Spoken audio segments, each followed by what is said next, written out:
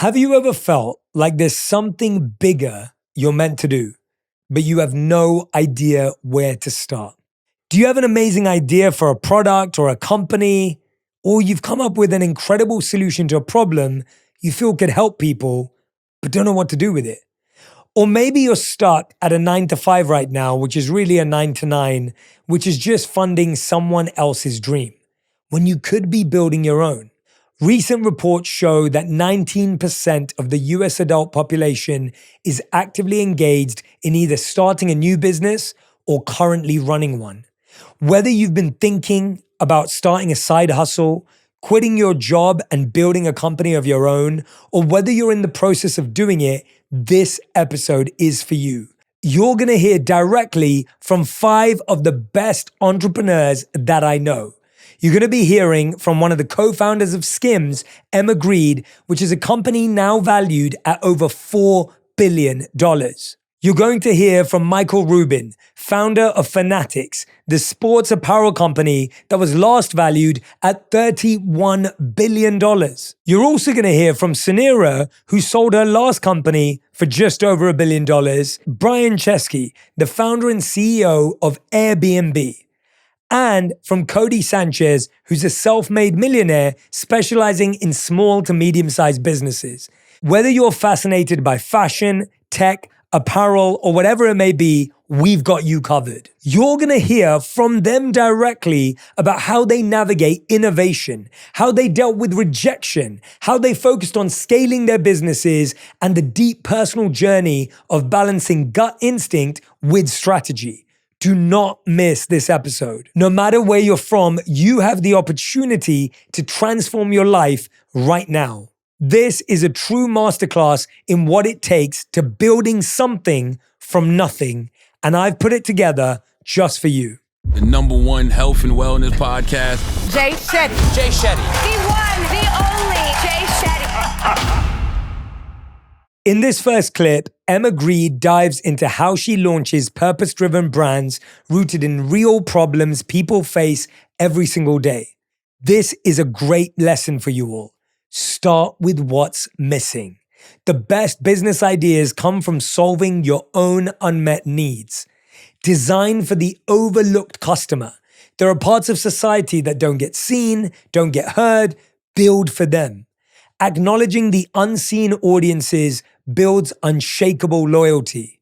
One of the things I love that she talks about is that better business begins with better representation, and diverse voices lead to better decisions. If you're someone who's always felt restricted because of your background or walk of life, this episode will empower you to think differently about your differences. How do you select problems to solve? How do you choose which problems you want to work on and then make sure that you build something that actually solves that problem? I think about it in the sense of myself. I think it would be very difficult for me, and I'm not saying other people can't do it, but to do things that you can't relate to, right? So I always start with the idea that if it's a problem for me, likelihood is it's a problem for other people like me, whether that be other young women or other women in the middle of America. But it's like the starting point is always, what do I find problematic? And then I think the lens and the kind of red thread that goes through all of my companies is this idea that, and again, I hate saying it because in the last kind of 5 years, it's almost become like this sort of buzzword. But when we think about inclusivity in business and what that actually means, including and thinking about the most amount of people possible. When I started Good American, it was actually a reaction to this idea that so many women of color, plus size women, are just completely left out of the fashion conversation. And why is their dollar any less valuable than anybody else's? And so I had worked in marketing for all of these years. For 15 years, I grew this incredible agency, and I'd done castings and, put projects and collaborations together for the biggest and best brands in the whole world. And I'd been part of actually falsifying an image of inclusivity. It's like you have a group cast, you need a black girl and an Asian girl, and then this and this and this. And actually, when you thought about the product and when you thought about the senior management of those companies, it looked nothing like that, right? The product didn't work for anyone over a certain size, and the boardrooms were just all made up of typically like white men making the decisions, usually for women. And I just sort of thought to myself, there must be a better way to start a company. But it came from problem solving for myself. And I go back to this idea of like, you know, when you think about businesses, it makes more sense that they would be geared towards serving more people. That's just good business, right? Forget DE&I, forget like, you know, this idea of diversity, equity, inclusion, being something that companies need to do now. It's just good business. And when I talk about it, this idea of inclusivity and diversity being a superpower in business, it's not something that I just say, it's something that I do. That's where the process actually starts. I'm thinking about how can I best serve customers, the most amount of people. And then when there's an acknowledgement of someone who isn't usually acknowledged, of course it goes without saying that suddenly they feel seen, they feel heard, and they're like, I'm going with this girl, I'm going with this brand, because it's the first time anyone's spoken directly to them. And I think that it's such an under thought about part of business. You know, people usually bolt it on at the end. Yeah. And I'm like, no. It's right where you start. It's in the inception of those products. It's in making 32 sizes. It's in doing 9 different shades. It's in the very, very beginnings of what you're creating. And then you can dress it up and make it look nice and put the right kind of branding on it. But actually it starts way earlier than that. And so I actually think about customers in a way that I think most people don't. Where did you not learn that, but where did you learn to look to understand that? Obviously it started with yourself, but I'm like, why didn't people do that before? Because like you just said, it's better business. It's better financially. It makes more sense. It makes more people happy. What do you think blocks companies? It just comes from where decisions are being made, right? Because it's like you don't know what you don't know. And I've sat in enough rooms trying to pitch enough businesses to a group of people that aren't my end audience. And I have actually said in meetings before, maybe you should phone your wife or daughter. Like literally, like phone them, because you don't understand this because it's not for you. You know, and so I think that decisions are made in such a abstract way in most companies. And, you know, you see this when, you know, companies make mistakes, right? We've seen a lot of like big fashion brands and big consumer brands make mistakes that have seemingly kind of come across as like insensitive, racist, completely misogynistic. That's just where a decision is made. A company isn't inherently racist, like the whole company. It's just the decision-making process is flawed, i.e. there's not enough people in the room of a different background to say, hey, perhaps put the t-shirt on the other kid, like then it won't be an issue. So I think that this just comes from the idea of like, where are the decisions made in that company and who's making the decisions? And I know that the more people you bring around a table from different backgrounds, we're not just talking about race here, we're talking about age, education, the full gambit, like the better the company will be. Yeah, that is such great. I love what you just said about asking someone to call their partner or their daughter or a son or whatever it may be, because you're so right. Like I think so many people sit in meetings and they're looking around going, these people don't know what they're talking about, or like they just don't understand. Totally. How have you maintained, like, I guess the question is, how many of those meetings did you have to sit in until you felt like, I'm just going to do this, or we're just going to figure it out? Or did you look for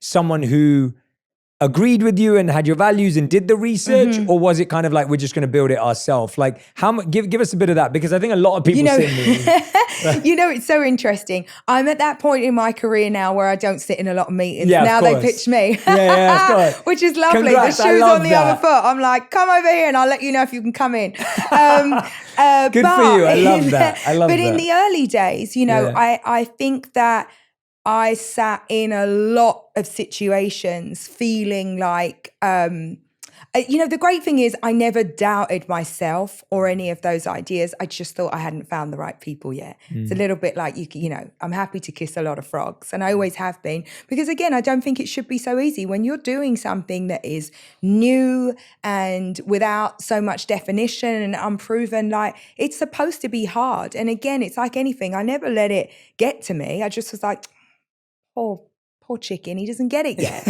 And he will do. And he'll kick himself, you know? And that's fine. You know, it's just, it's part of it. And I don't mean that in a smug way, but I never doubted what I was doing. I was very, very clear, especially when we started Good American. I was like, this thing people don't understand. And we'll just get them to understand it. Yeah, definitely. Yeah, no, and I think that's such a great mindset to have, and to not have the smugness or bitterness because that person just wasn't in the right space. You they don't didn't get know it. what It's you cool. don't know, right? Totally. It's totally cool. I feel like that all the time. I'm like, I'm trying to find the people who want to be part of this story. Yes. And if they don't want to be a part of this story, that's totally cool. Of course, But because they won't be great partners to you down the line, right? It's Absolutely. like you either get it and you want to be part of it and you are happy to know that you don't know it all, right? Yeah. Because it's about new space. If we were all doing the same thing and trying to set up the same companies, we'd never find a Skims. Exactly. You know, it's like you'd never yeah. land on it. You'd be like, that's too complicated. That's not how we do things. And you'd skip over the great stuff. How have you managed to continue to stay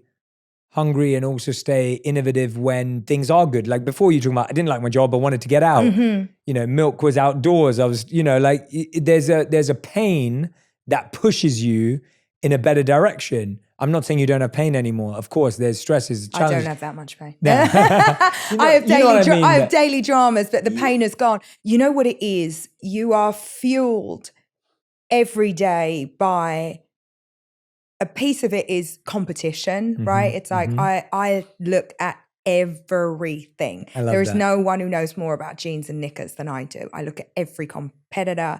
I go out in the market, I see it, I know like the promotional cadence, I know everything everybody else is doing. And I think that natural inquisitiveness is part of what keeps me good. But at the end of the day, it's like, I just want to win. You know, it's like, I don't feel satisfied. And also it's like, how could you? It's just been a couple of years. There's loads of people that have had successes for 6 and for 3 years. I don't think that's the end goal. The end goal is to build like, you know, generational or generationally defining businesses. And that doesn't happen quickly. And also I'm not stupid enough to think like, or to let a few years success get to me. There's a lot of people that had a few years success, you know, that's not the end game. And so I think about now it's about, you know, really taking the foundations of what we've built, not sacrificing any of your principles and still being able to grow and to thrive and to hire people. The next clip comes from Codie Sanchez, where she breaks down her top tips on what it really takes to build and buy businesses that last. Remember that business is long-term grit. Success is enduring low-level pain longer than others will. Here's what I want you to focus on in this clip. You're going to fail. You're going to get rejected. You're going to get pushed back. Business is not going to be easy. But here's what you need to learn. All of that failure is helping move you forward when you take it as feedback. When you learn the language of money, as Codie Sanchez says. When you focus on financial fluency because it's a non-negotiable for ownership. One of the things I love that Codie emphasizes here is mastering the art of deal making. If you're one of those people who struggles with how to make a deal, how to make a good one, how to negotiate, this clip will actually help you do that. What skills and talents do people need to be able to run those businesses? How much industry knowledge do they need? What business skills are core and important? Because I think the mistake is, again, with the kind of world we live in right now, it's someone goes, oh, I love what Codie's saying. I get it. I'm going to go buy vending machines. And then all of a sudden you got a garage full of like 20 vending machines and you don't know what to do with them because you don't understand business. So what core business skills are needed and what should we be developing in order to run any of these businesses? How much industry knowledge do we need? Yeah, it's a great question. Well, first of all, what I would think about is there's 2 different things we need to know in buying businesses or growing businesses. And the first thing is you've got to learn how to do deal making and how to actually speak the language of money, which is what we talk about in the book, before you buy a business. So please don't just hear me and go buy a business. Read the book or go to our free newsletter online, but spend a decent amount of upfront time learning. I promise you'll make more money that way. You know, I kind of think about sometimes people go, well, why don't I use X amount of dollars I have instead of learning, just buying the business? And I go, does that ever work out well where we like don't know what we're doing, but we plow a bunch of money into it because we want to just go do the thing? It doesn't work out. So spend your time learning how to execute first. Now, that said, I really think there's just 3 key skills that we need to learn to grow a business. The first one is deal making. We got to understand how to do a deal. The second one is really the mixture of grit and endurance. So it's actually not tactics. It's how hard am I willing to work? What am I willing to sacrifice for the things that I want? And for how long am I willing to do that? And so Angela Duckworth, famously, University of Pennsylvania, popularized grit as the most important thing to measure success. So it's basically like, how much pain can you tolerate? And if you can tolerate a lot of pain, turns out you have a higher likelihood of making money. Business is really just like elongated periods of low-level pain. Sometimes you have like what's called an acute or like a big jump in pain. But for the most part, you know this. It's like, what is running a business or starting a business? It's like, well, you're looking at your statements pretty much often. You're like messing around with marketing. It's kind of like low-level pain. Mm-hmm. And so that's the second point. And the third point is actually maybe a little rare too, which is just a lot of people obsess on how. So what skills do I have to have exactly? How do I start a business? How do I tax structure the business? How do I get my first customers? All important and good questions. But the real pros know you don't ask how, you ask who. Who can I go to who already has 10,000 hours where I can steal their homework? So now in business, if I go, hey, I don't know how to do our taxes, I go find somebody else who has done taxes for us. And it doesn't mean you have to pay for them. It just means you have to talk to them, and often people will help you. And so I find my who second. And then the third tier is buy. So the really, really rich, when they have a problem, they don't think, how do I fix it? They don't think, who can fix it? They think, how do I buy the solution to my problem? Because if I can buy the business, if I can buy the solution, then it's a higher guarantee of winning. And so that last one is really about your connections. And so I think if you understand deal making, you are honest with yourself about how much work you're willing to do one way or the other, and you are willing to ask people for help, I think just about anybody can run a business. Now, can anybody run Amazon? No, of course not. Could anybody run your businesses, which are quite big? No, of course not. It's really like the level of skill to the level you're at. But we don't say to people, well, not anybody could buy an individual apartment and live in them. We ask like, what do you want? And how are you willing to work in order to get it? And so I think the same thing with businesses. It's like, okay, we have what's called the deal box, which is a little slightly technical, but basically the idea is Oracle of Delphi says, know thyself, right? Most important thing we can do. And in business, you basically want to have your little deal box of what you want. So do you want income of X amount? Do you want it to be located in LA? Do you want it to scratch an artistic itch and make you money? And you sort of fill out this box, you know what you want. And then again, the universe, I think a lot of times wants to help us out, but we don't know what we want. So how is it going to help us? Because we can't tell it one way or the other. And I think it's the same with business. Yeah. Because we could go 15 ways from sideways on we have something called the 9 Ps, which are like the 9 ways you scale a business to 9 figures. But I don't want to stop people. Yeah. I want them to start small and reasonable and know that the biggest thing in between you and the thing that you want is the knowledge on learning the language of money, on getting after it kind of intensely, and then on asking for help. Like if you have those 3 things, you can at least start. And I don't want people to stop because they don't have XYZ leadership skill. Like I believe in your ability to figure it out. How do you find someone who wants to sell a business? Because, I feel like that would be my next question of like, how do I even know someone? How do I find someone? Because it must be going great for them. Why would they sell it to me? Especially when I maybe know nothing about owning a hair salon or vending machines or whatever it may be. Right. Well, you probably already know this. How many people offer you businesses or stakes in businesses now? Yeah, a lot. I bet a lot. A lot, yeah. Why? Because you have a very high value skill stack that's very evident. People can directly attribute, if I partnered with Jay Shetty, then he's probably going to market my stuff. He's going to give me brand recognition. There's a high level of trust. So there's what's called a trust transference. So the higher level of skill you have, the easier it is for you to find businesses. In fact, they'll often come to you. The thing is though, even when we have a higher level of skill, we often don't really know what to do when it comes to us. We don't know how to do zero risk deals to us. And so I like learning deal making, even if you have a ton of skills and a ton of money, because you can do a deal that seems unfair, but because you recognize your value, the deal is incredibly fair. In fact, the richer you are and the more audience you have, money you have, which I call capital, the more coding ability you have, aka like tech, Jeff Bezos engineering capability, or labor you have access to, so employees or people that will work with you, the better deals you can do. Yeah. And that's like the 202, 303 level. And anybody who's listening who actually has access to money and capital, you are crazy if you're not thinking about doing deals and learning it, because it is the ultimate positive form of leverage. So I wish that we learned this earlier. This is how so many celebrities get screwed, by the way. And, they get screwed because they do a deal. They don't understand the terms they signed. Their agent understands the terms they signed. Their agent isn't actually incentive aligned with them long term. And so they end up getting screwed. Like, it broke my heart when I watched that documentary with Val Kilmer.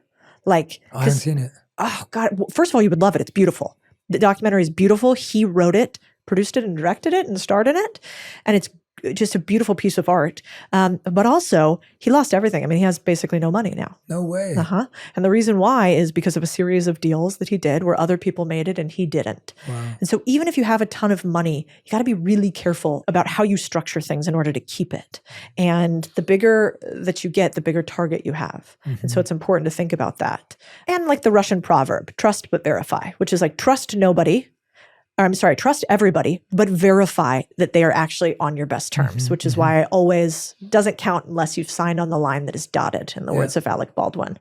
So if you don't have deals coming at you because you don't have massive, fame or money or whatever, like a normal person, then the easiest way is to find deals. It's called origination in private equity. So in private equity, if you think about what they do, they go around and they cold call small businesses. So they literally will cold call a plumbing company up all over the Midwest and ask like, hey, you guys want to sell? Or I get them all the time because I own these. So our small businesses, hey, can we buy your landscaping company? So one way you find deals is called off-market deal searching. So you basically turn on what I call your reticular activating system, which is basically just a system inside of your brain that is trained from the African savannah to say, if I keep repeating this thing, brain, it means it's important and I might die if I don't pay attention to it. And so in real life, what happens to you is once you play the game of business enough, and once you like deals, like, have you ever gone into somebody else's podcast studio and because you probably are obsessed with podcasting, you walk in and you're like, that's an interesting way to do that setup. Yeah, I don't think I would do that. Oh, I like that they did that. Let's steal that, right? Your reticular activating system is so turned on to podcasts that you can't help but notice all around you things you would do differently or that you like. The same thing happens with business and deals. So now when I go into like a corner store or when I go into a restaurant, I go, or a gym. Gyms get me for some reason. It's like, you have me. You have my credit card. You have recurring revenue. I come in here every single day. Sell me more shit. Why don't you sell me more things? You definitely should. And so one, I will say, as you learn deal making, I can promise you only really one thing when it comes to you becoming a better deal maker, your reticular activating system comes on. So what's going to happen in deal finding, yes, you could cold call just like private equity, but instead kind of steep yourself in the type of deal you are looking for. Steep yourself in what skills you actually have, and then you're going to see them all around. You won't be able to turn it off. It'll be like when you buy a car, all of a sudden the car's all over the place after you bought it. You're like, did everybody? Was it a sale? No, your brain starts making you notice it. And so the best way to find deals is you start just having conversations with guys, because again, cash loves curiosity. Every time you go into a small business, you just go like, oh, amazing. LA is full of them. You walk into a cool retail shop. Oh, that's cool, man. This is your store? Oh, it is? Probably 50% of the time it's theirs. And then you say to the guy, like, how long have you been doing this? Yeah. A while? Do you want to keep doing this? Like, how's business going? You guys make a lot of money. How long have you been around? Is the kid going to take over? Are you going to keep going? Oh, this is so cool. I love this. Maybe I buy a little something. And then maybe I decide I want to own one of these businesses with them. All of a sudden I get to know the owner and I start getting into the curiosity where I get them to maybe consider that a young hustler who is really aggressive might be good for their business. Absolutely. In order to break your frame and to see businesses all around you, don't assume that the same things you value other people do. It's like, I've never really believed in the golden rule, which is treat others how you want to be treated. It's like, by and large, treat them how they want to be treated, unless that breaks how you want to be treated. And I think that's the same with business owners. My Uncle Eb, which is one of the main reasons I started publicly about business, talking about businesses online, he had a business, did a couple $1 million a year in revenue. And it's called Ebb Homes Plumbing. It was in Phoenix, Arizona. And he got sick with cancer and decided he wanted to shut the business down. He's in his 70s and was like, I'm ready to be done. And what he didn't know at the time is that a business that is doing a couple millions of dollars in revenue and a couple of millions of dollars in profit is worth millions of dollars. And so this man who spent his life building up a plumbing company that probably would have thought, honestly, like if he was here, he would say, Codie, I couldn't have sold that thing. Like that wasn't really, it was sort of, and this is what most baby boomer business owners think. They're like, who's going to buy this? Because how many times have you had a business where you didn't want to be in it before? Have you ever had that before? Yeah, absolutely. Yeah. Of course. If you're in a room, sometimes I go out to speaking stages and just for shits and giggles, because people will always go, if a business was profitable and it was going to continue to be profitable, nobody would sell it. And I go, okay, let's play a game. Business owners, raise your hand. Everybody raises their hand that's a business owner. I go, cool. Keep them up. If you would sell your business at the right price and the right terms, if it came along, keep your hand up. What happens? Yeah, everybody's up. Not one. If you go down and I go, liars, and I laugh. Because the truth of the matter is you haven't been in the game long enough if you put your hand down. But if you've been in the game long enough, you go, absolutely. Now, I wouldn't sell every one of my businesses. Of course. Yeah. But there is at some point one business. And if you call me on the right day, maybe I would. So I think we have to change our programming to realize all around us, every business has a value. That book selling business that shut down, I bet there was a value in the lease that they had. It might have been in California. Sometimes they have leases that are locked in. There could have been value in just the lease contract to transfer it. There could have been value in the assets, the books. There could have been value in the employees because you can do an acqui-hire. There could have been value in the website listing. What about the Yelp and Google reviews? There could have been value in the IP. What about the logos and the brand and the name? What if they had one of those old school original, Codie.com websites before we now have to have websites that are 452 words, right? And so every single business has some value. And if you can find the business where the value to the owner is not as much as the value is to you, then you got a really good deal. Next up, Brian Chesky speaks on how to transform ambition into meaning and how to build with heart. Maybe you want to help the world. Maybe you want to build something powerful. Maybe you have a voice that you want to share, but you've got to turn that into execution. You've got to turn that into impact. That's what Brian focuses on. Brian talks about how your company has to reflect your inner world and how leadership starts with knowing yourself. He talks about how he views Airbnb as a form of art and how to transform your creative passions into a successful company. This clip is all about how do you take an idea, how do you take a concept, how do you take a thought and turn it into something real. I want you to stop dreaming and start building. What makes you happy today? And how does it differ from what made you happy 16 years ago? I think that I'll start with what I thought would make me happy. And I'll tell you what does make me happy and how they're different. When I started this company 15 years ago, I started my co-founders. I was totally broke. I had no status, had no power, no money, nothing. And I felt like what would make me happy was climbing a mountain and becoming incredibly successful. And the challenge is that, what do you do when you get to the top of the mountain? You've achieved it. And what I've realized is, at this point, I'm 41 years old, and a lot of people ask me, why don't you just retire? Why don't you do it all over again? And for me, I would tell them because the fun is just starting. But the fun of just starting isn't to get the next billion people. I kind of think of myself maybe more than a business person. You're kind of who you are growing up, and I was a designer growing up. And I kind of think of Airbnb as one of the world's biggest canvas. Almost never has a designer been given so much responsibility, so much opportunity.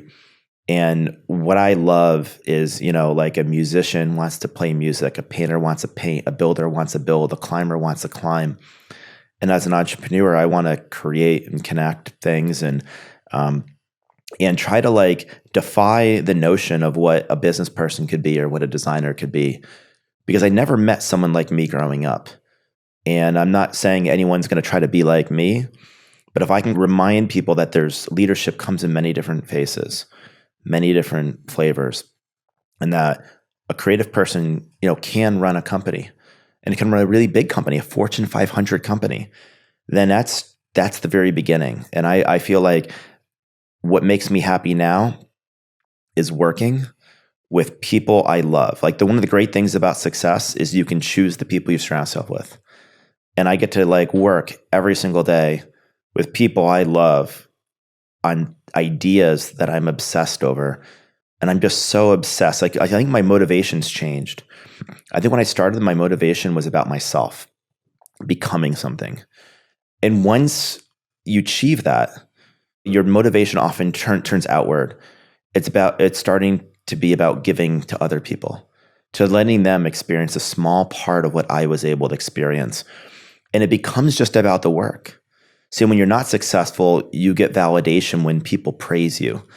But eventually, you do it for yourself, that you're not doing it for status or success, because at some point you've gotten all of it. How much more is going to make you happy?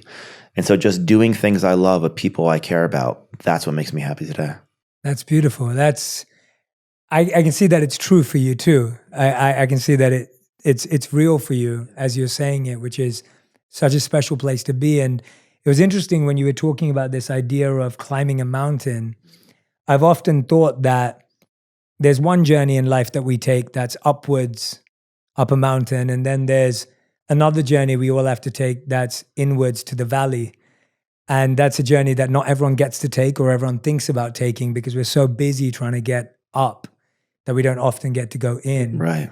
And it sounds like you've been excavating that internal part for some time. You can learn a lot about yourself through this journey. And you're right. The biggest journey I've probably embarked on is the one inside of myself. The brightest days of my life and the darkest days of my life have been in the last 15 years. The highs are incredibly high. The lows can be incredibly low. The amount of stress can be unrelenting. The rewards are hard to even grapple with. When you go on a journey like this, you learn a lot about yourself. And you start to also learn what's important to you.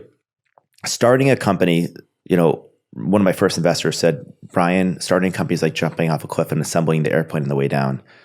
Maybe another way of saying it is like playing a video game. And it's 1,000 levels.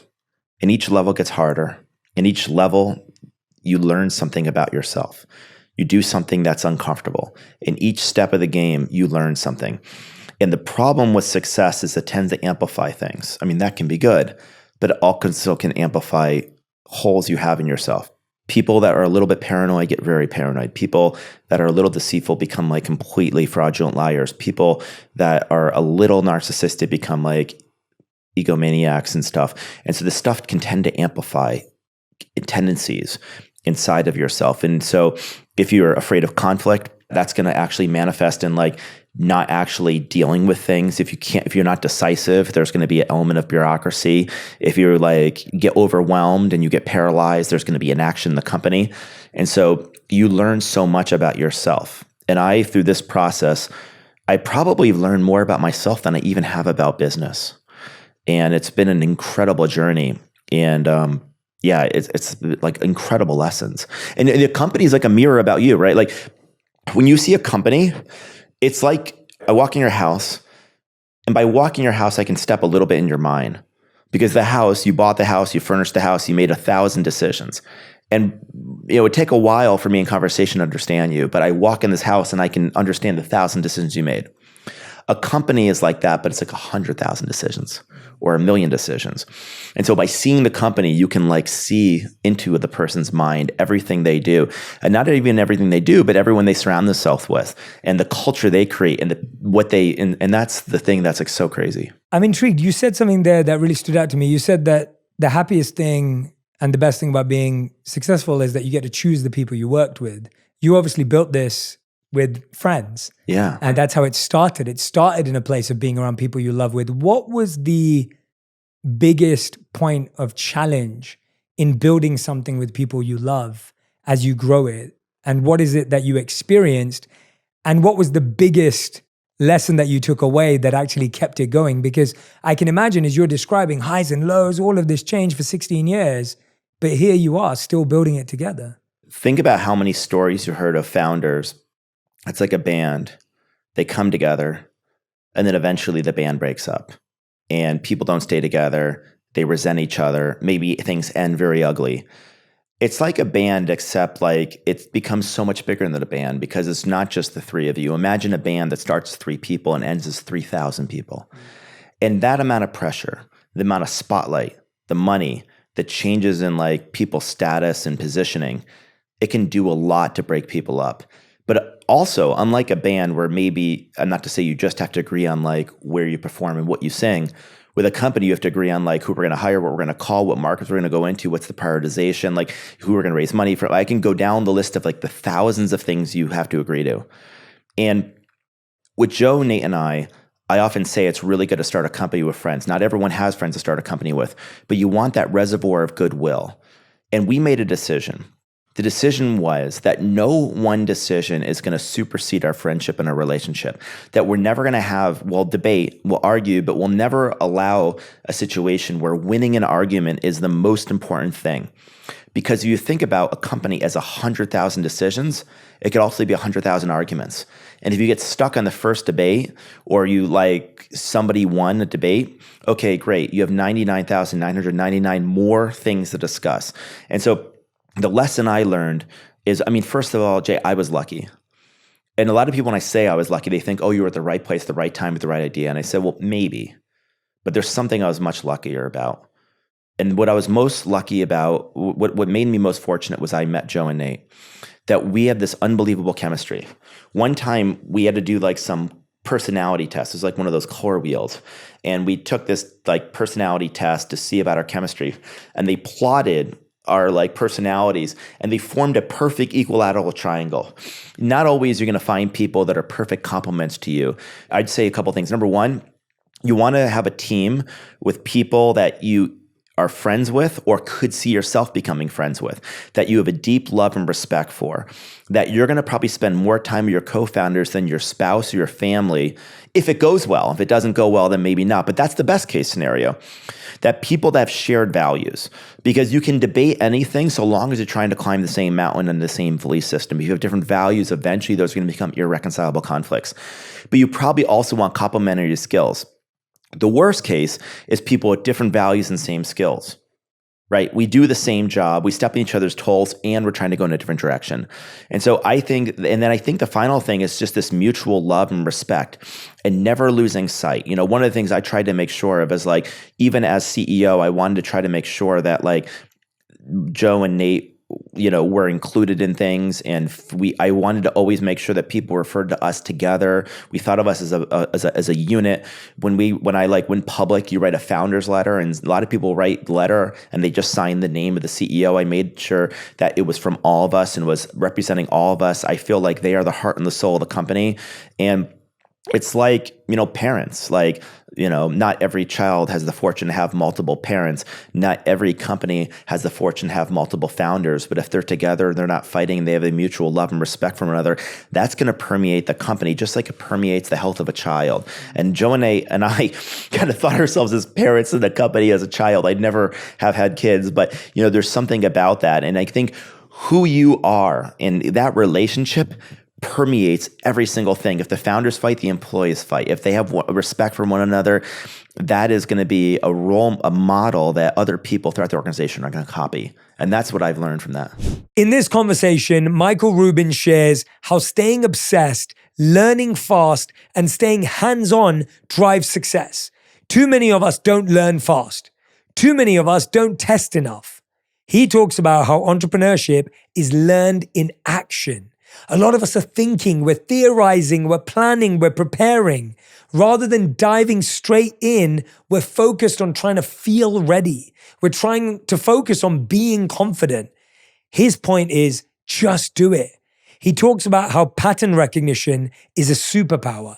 Spotting what others miss is your competitive edge. I think it's something for me I was born with. Like, I was born with that entrepreneurial hustle. I think I came out of the womb, like, just, you know, wanting to be an entrepreneur, like just loving the hustle. And, you know, to me, you know, I've been at this a long time. I work harder than I've ever worked today. I love it. It's an honor to do it. It's fun. It's an opportunity. Like, I'm never tired. I'm never worn out. Like, I'm just always, I just want to go. Yeah. Can it be learned? Can you teach people to hustle and grind and develop that mindset, or is it born with as you are? So I think I was definitely born with it. That said, I do think, for me, the way I learn is by being a sponge from people. So I'm always picking things up from different people. Like if you just look at the diversity of people I have around me, like I'm always taking so much learnings from them to, be better in what I do. And I try to give those back. So yeah, I think you can definitely learn a lot of this stuff. Just, find people you respect, find people that you admire, find people that you want to be like, and then, take the good from them. And by the way, figure out what they do that you don't like and ignore that. Like I see good and bad in each person. I try to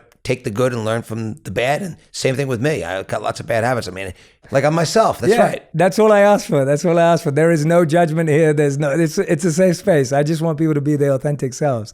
And so please continue to be yourself. And I love that idea of learning from people, being a human sponge. What's the most recent or most memorable thing you think you took away from someone, a conversation, a moment, something you read or heard or learned? Was there anything that kind of stuck with you? Yeah, for sure. I mean, look, I'm in LA for the week. I'm doing 6 to 10 meetings a day in my house. And, two of the people I met with in the last 2 days have been through some real challenges.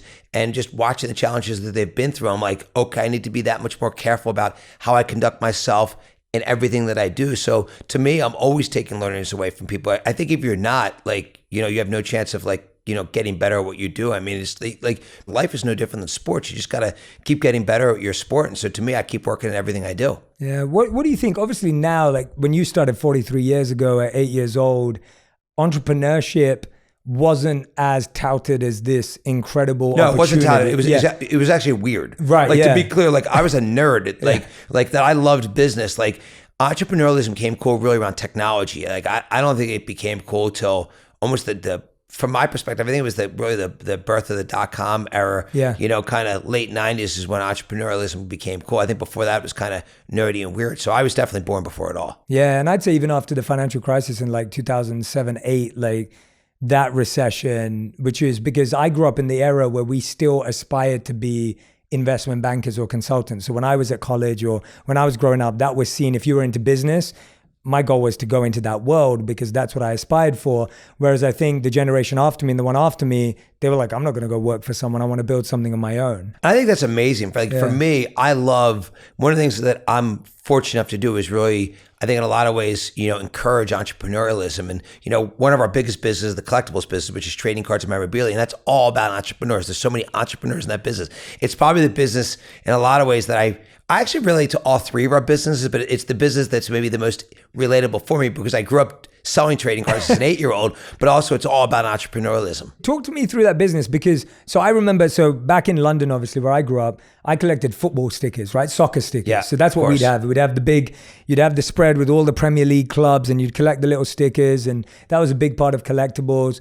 How is that industry evolved as technology's grown, or has it stayed the same where people are still collecting cards and top trumps and things like that? Yeah, well, I'll say we got into the business about 3 years ago in a really significant way. And today we own Topps, which is the kind of preeminent brand in trading cards. I'd say that, until our arrival in the industry a little less than 3 years ago, I said there hadn't been, a tremendous amount of innovation. There hadn't been a tremendous amount of marketing.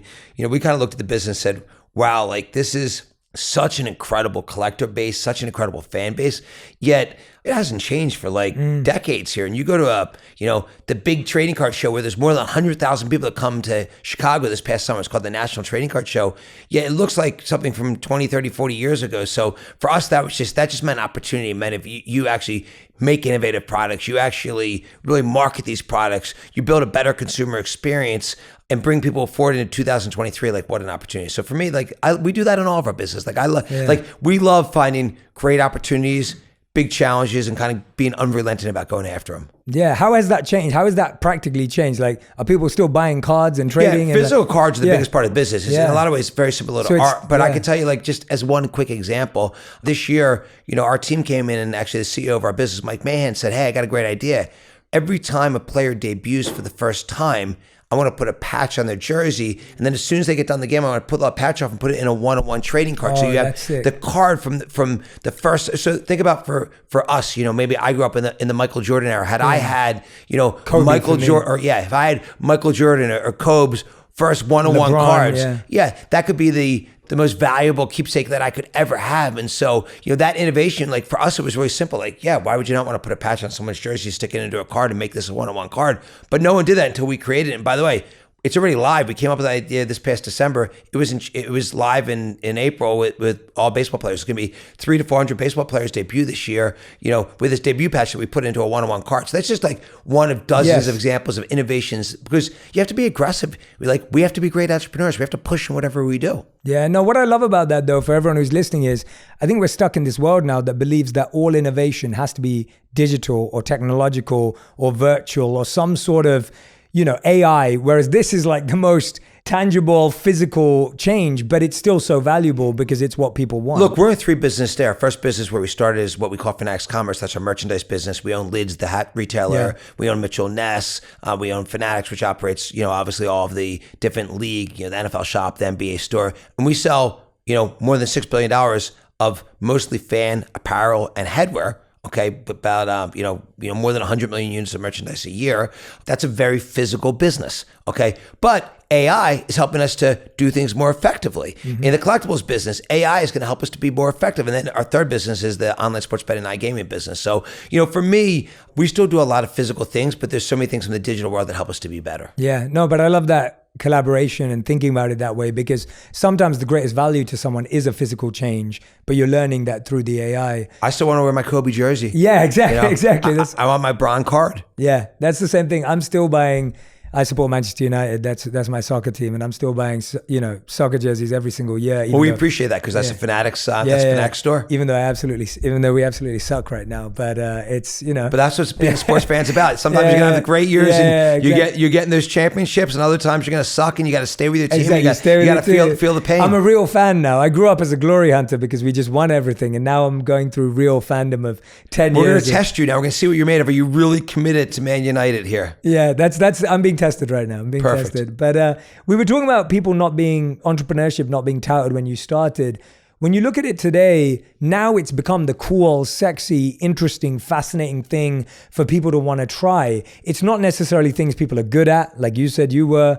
It's not necessarily a skill that we honor or give it the kudos that it deserves. What are the mistakes people are making when they think about being an entrepreneur today? Well, first of all, entrepreneurialism isn't for everybody, but if you think it's for yourself, you better go out there and try it, put your best foot forward. For me, look, the biggest mistakes I see people make in building a business are kind of a couple common themes.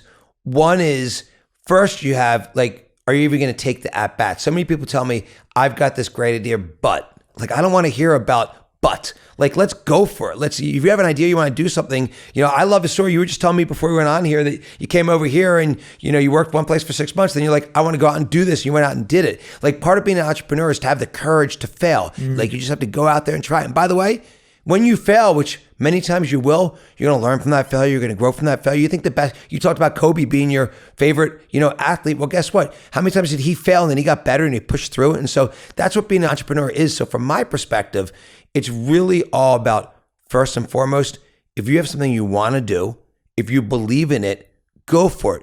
Don't worry about whether you succeed or not. Go out and take the swing. And guess what? If you strike out, if you fail, just go back again. And I know some people are going to say, oh, well, he's really successful now, so it's easy to say. But I got to tell you something.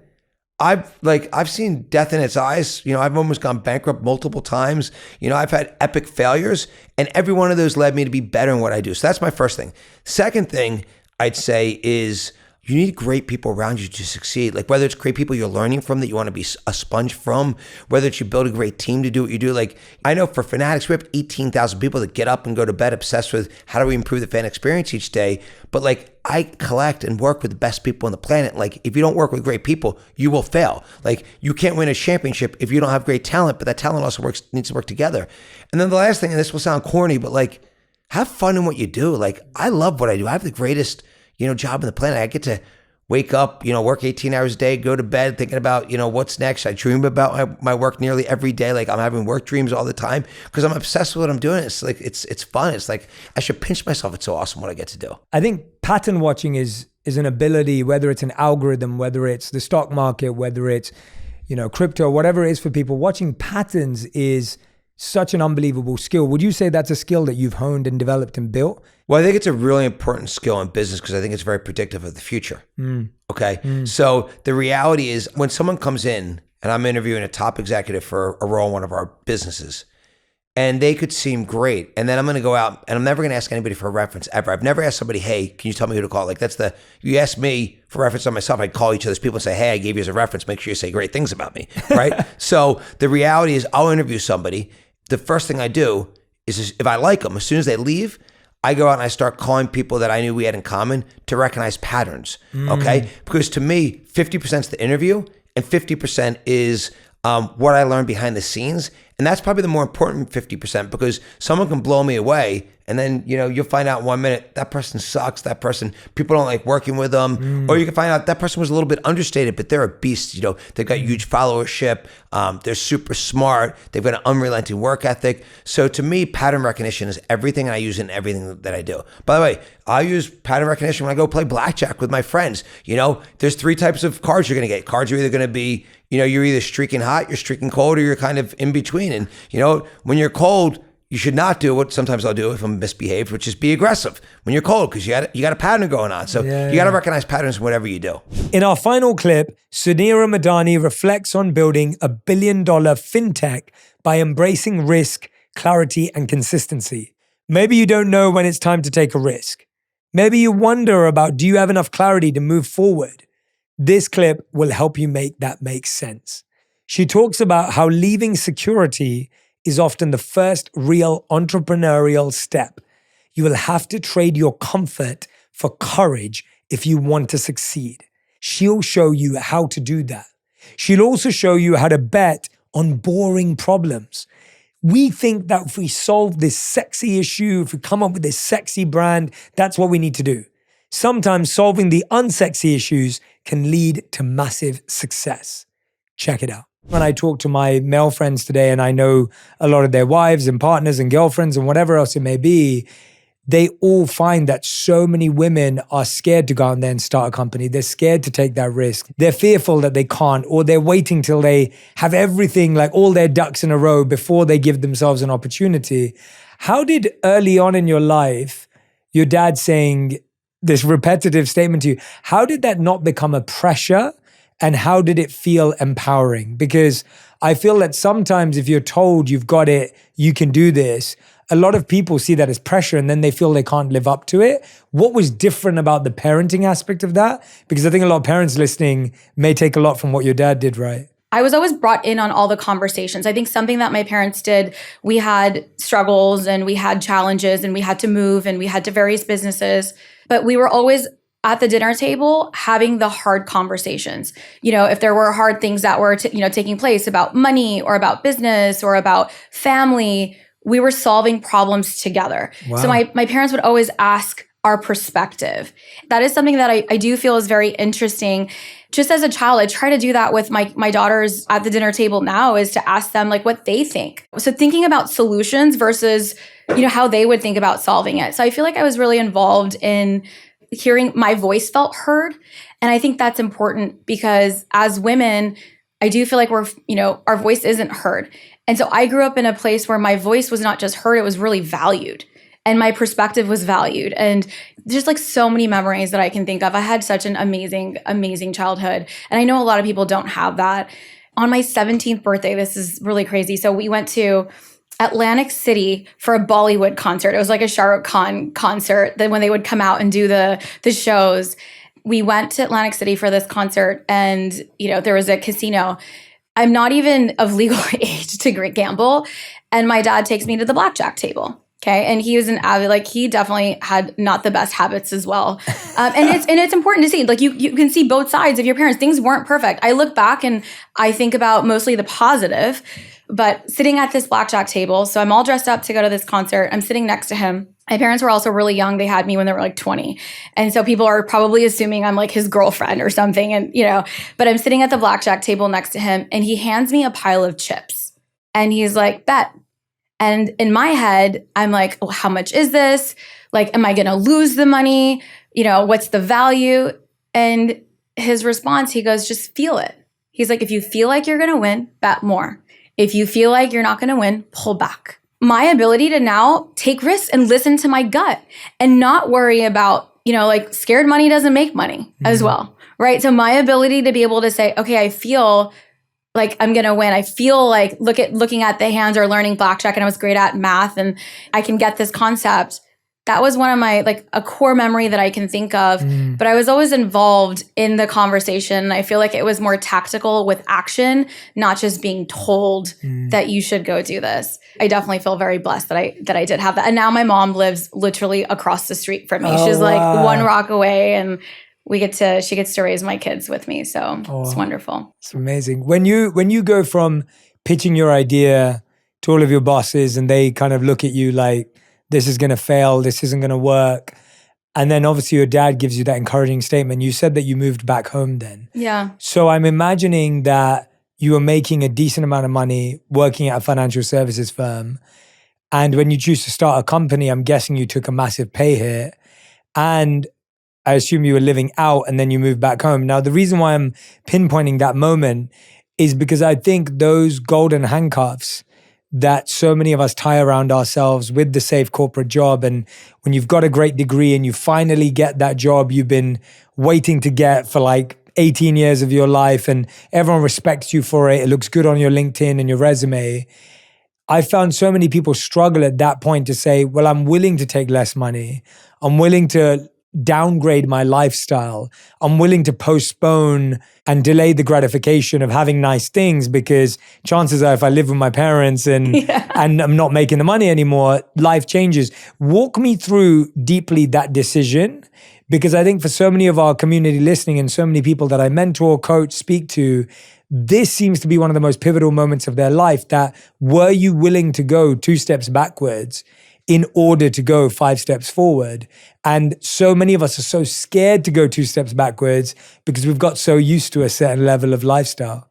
So walk us through that key decision point. I actually ask myself, would I do it again? And I think that it also depends on, like, it's the risk-taking ability, right? It takes courage to take risk. One of my most favorite books that I've recently read is Die with Zero. It is such an incredible book. It's this crazy concept of just taking risks, and you have your golden years of your life. Like, we should be spending our money, doing our things in our prime. And that makes complete sense. And the risk tolerance that you can take also changes with your age. Would I take these risks if I had 2 daughters at home and maybe if I was a sole breadwinner, or where? I don't know. And so I can look back and say, I didn't have much to lose. And it was a level of risk. I had a steady job. I was on a career path. I could have totally miserably failed. I think you have to think about not what is the risk in doing it. I think you have to think about what is the risk in not doing it, right? So what is the risk if you don't do the thing? And that's kind of how I try to make the risky decisions today. And I know we're going to talk more, and this journey is going to come full circle in 10 years. I left my company at the most record high of the company, but the risk of me staying was a detriment to my health and my burnout and all the things that I had left to go accomplish. And so it's really about the risk of not doing the action. But at that time, I think I was young and I could, and you do have to take a step back. And I would say, I think social media does a horrible job of showing us success. There's so much saturation of success. There's not enough failures that are being shown. It's not enough. It is hard to build a business. Less than 2% of female founders ever even break $1 million in revenue. That is the most insane statistic. Men are 8 times more likely to achieve that.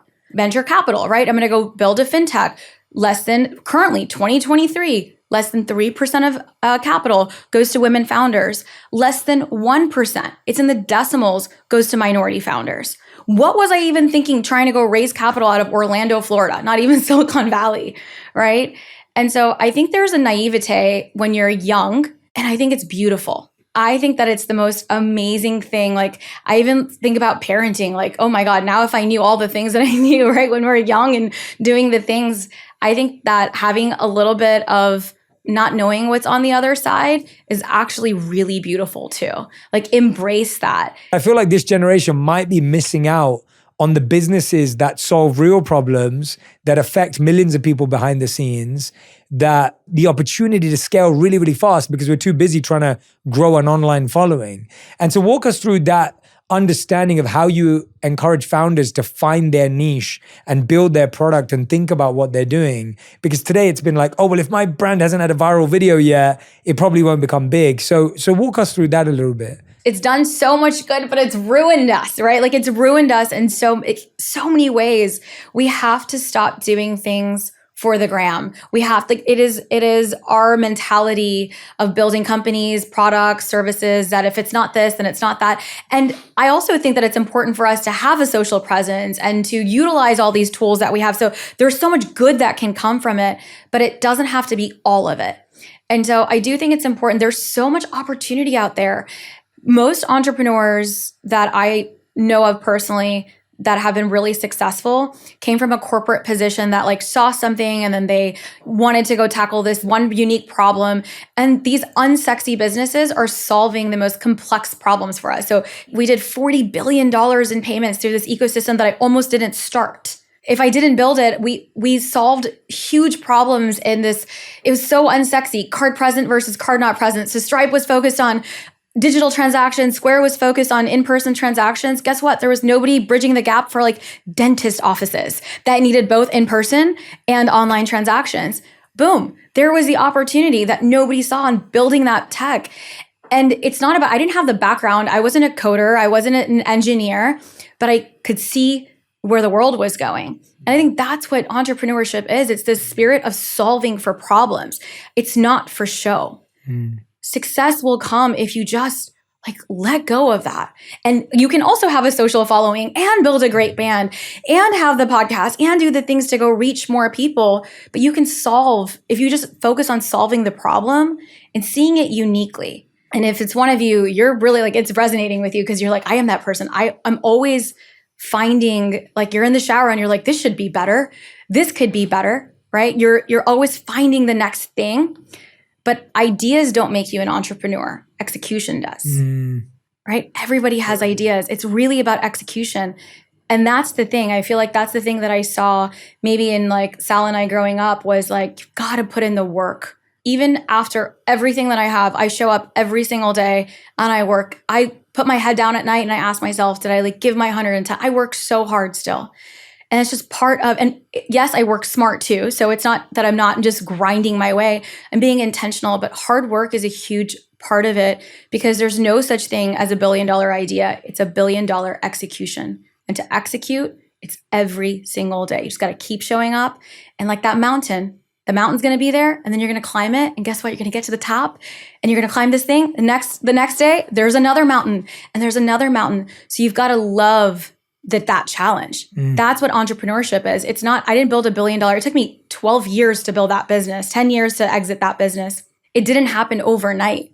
It happened because I just kept showing up. It wasn't this magic formula. People ask like, what was the secret to the $1 billion success? I didn't give up. Like I just somehow kept showing up. I can name every founder's, like every journey where we almost didn't make payroll. I had to put my mortgage on the line. We didn't get the investors. We lost the customers, but you just keep going. And so you have to find that why to really power you through. And for me, it was, I just love to solve really big problems. And that's why even after exit, right? It's like, here I'm back again and building again. It's because I see the problem and I know we can solve it. Yeah, I think you're the right person to ask this question to because you talked about working hard and working smart. But what was the mindset shift in building $1 million business, 100 million, and then getting to $1 billion? Like what changed? Because I think there may be people listening who've like built the $1 million and they're like, I want to get to 10 or 100. I don't know what do I need to do differently? Because I think at every level, there's a different mindset, a different type of work that's required. And often we don't talk about that enough. And so you keep doing the same thing again and again, expecting a different result, as Einstein said, is insanity. What was different? What did you find that you had to up level to go from 1 to 100, 100 to $1 billion? You're brilliant because everything has to change. It's completely different. Going from your 0 to 6 figures, getting that validation of it's a completely different journey from 0 to 6. From 6 to 7, it's a completely different journey and everything breaks. and it's supposed to break. Going from 7 to 8 figures in revenue, it's going to break again. Your systems are going to break. People are going to break. It's going to break because it's supposed to. Once you get, you get things right, or you think you get these things right, if you're doing what you've set out to do, which is go get more customers, go get more revenue, there's pressure on that system. And then you've got to recalibrate. You've got to recalibrate the tools. You got to recalibrate the next level of scale. And so it is supposed to break. But the one thing that's not different, if I look back, so we had to change our mentality on growth. We had to, get new technology. It's not simple, but if I were to boil it down, it comes to 3 things. It's people, process, and profit. You've got to scale your people, you've got to scale your process, and you've got to scale your profit. Most companies that go beyond that market validation of $1 million in revenue and you're trying to get to the, or the $100 million in value, they have multiple lines of revenue. And so you're thinking outside of the box. So once we were acquiring small businesses, we've shifted to an enterprise strategy. Now I'm building again. We're selling directly to the banks. We're going directly to enterprise first because that was the one to many that it took me 7 years to unlock that next. And then I'm going to go to small businesses. So you have to be able to tap into that scale of people, process, and profit. But the one thing that I would say stayed exactly the same, and it was so important for me, I wanted to be the one to see the company through to exit. And I worked so hard, being over-prepared, over all the things so that I could be the best CEO that I could be. Like I put so much intentionality behind working really hard to be the best leader that I could. And the thing that carried me through that was exactly the same was our values in the company. I think we hired the right people. We fired the right people, and those decisions are hard. And our culture was really built on the value system. I mean, I have one team tattooed here on my arm. It comes from that meets me and my brother. We're one team. We one team, one dream. Like that's how it's been since we grew up. That's what I wanted our team environment to be like. And so building the culture, the DNA value system, and those core values, those don't change. Those evolve. But that needs to stay grounded and the same as you're scaling. Then you just shift into, those are just like, it's just the next playbook. Mm-hmm. It's a different heart at the next level, but you can solve it. Yeah. And you can find people to solve it. And then at that next stage, we had amazing leaders at the $100 million mark. And when I started the company, the name of the company was Fat Merchant, by the way, because I was 25. It was fun and we were disrupting the industry. But I knew Fat Merchant was a $100 million company. Stacks was a $1 billion company. And I had to get comfortable, even though it was to make those pivots, to make those changes. And so you've got to see where it's going and you've got to be willing to just throw it away and to start again at that, we had to bring in new leaders. That's hard. Change is hard for organizations. And so you've got to go build and to be willing to change. It's supposed to break. So get comfortable with it breaking and you just get better. It doesn't get easier, but you get better. These founders didn't wait to be picked or wait until they felt ready. They created, they evolved, but most importantly, they continue to show up. Whether they built from passion, necessity, or grit, they remind us the world doesn't need more noise. It needs more builders. So if you've been waiting, start small. Stay hungry, solve real problems, and keep showing up. If this is the year that you're trying to get creative, you're trying to build more, I need you to listen to this episode with Rubin on how to break into your most creative self, how to use unconventional methods that lead to success, and the secret to genuinely loving what you do. If you're trying to find your passion and your lane, Rubin's episode is the one for you. Just because I like it, that doesn't give it any value. Like as an artist, if you like it, that's all of the value. That's the success comes when you say, I like this enough for other people to see it.